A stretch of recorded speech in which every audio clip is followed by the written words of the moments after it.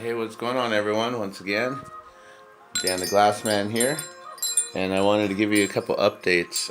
It is about a week, maybe a little bit longer, since we've done the transplant here, and I realized though that when we transplant it, and I was videoing the transplant and documenting it and to create a blog, I lost the video somehow. I'm not sure what happened with it.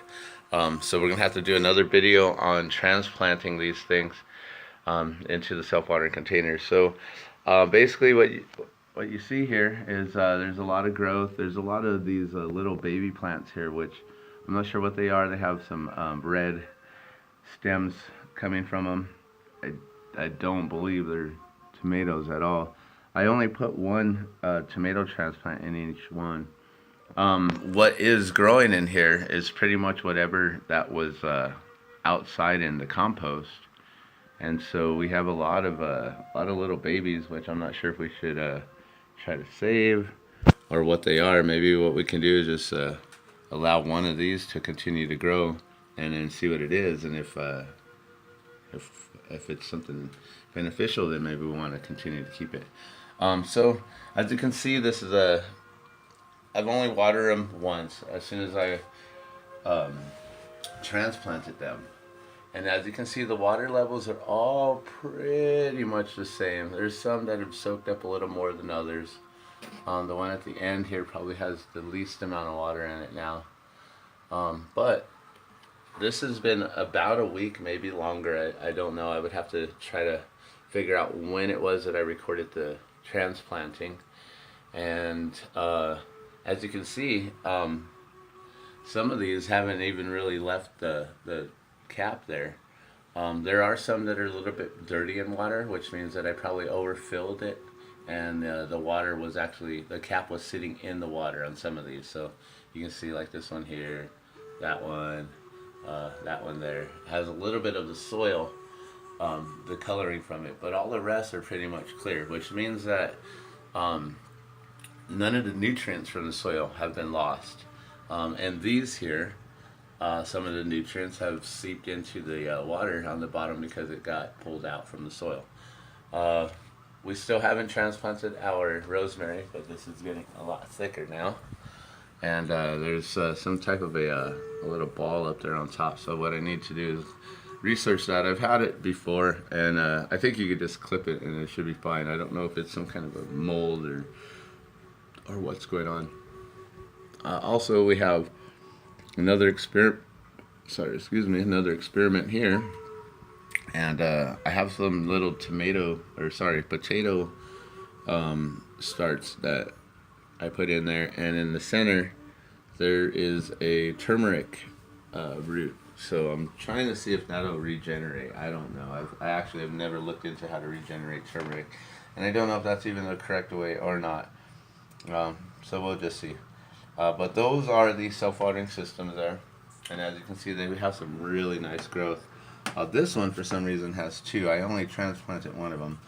This one also has two, and I only transplanted one into each container. So that means somehow there's seeds that came through with those. Now, let's look over to here.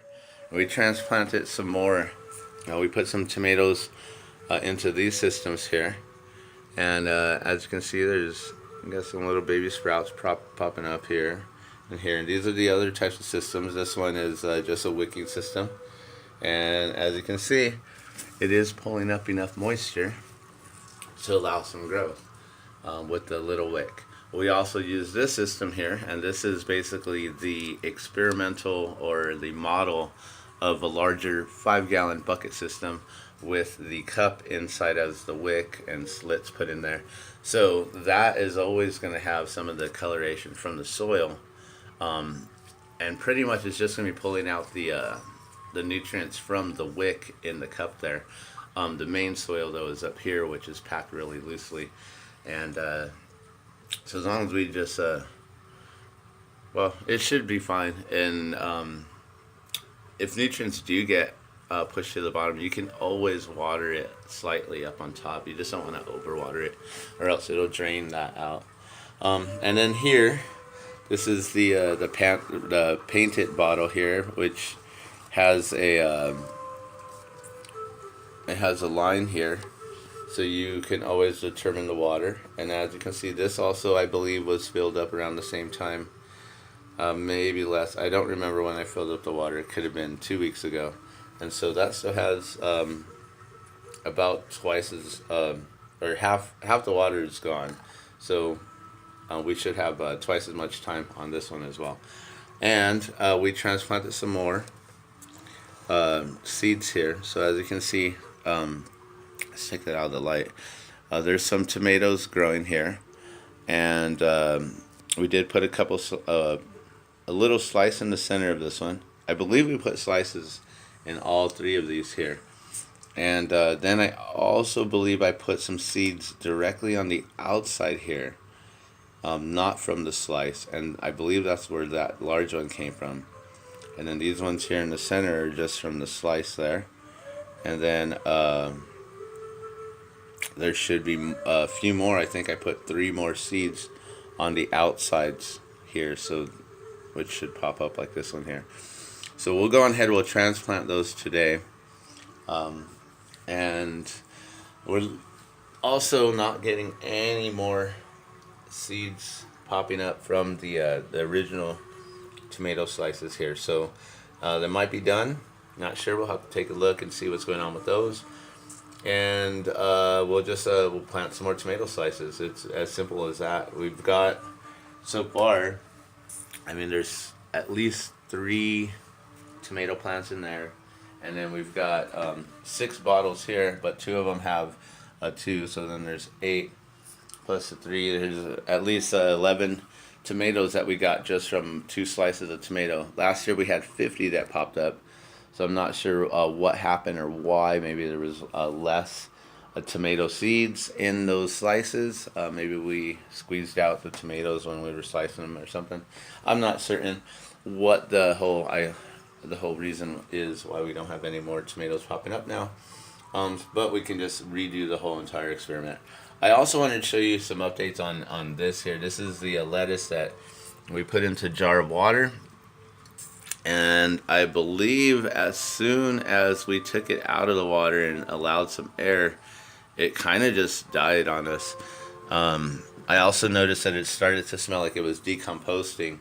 So I don't know if that was just we let the air get to the root ball of that too quick or what. But I believe we've lost this one. This one's a lost cause, so we'll just put that to compost now.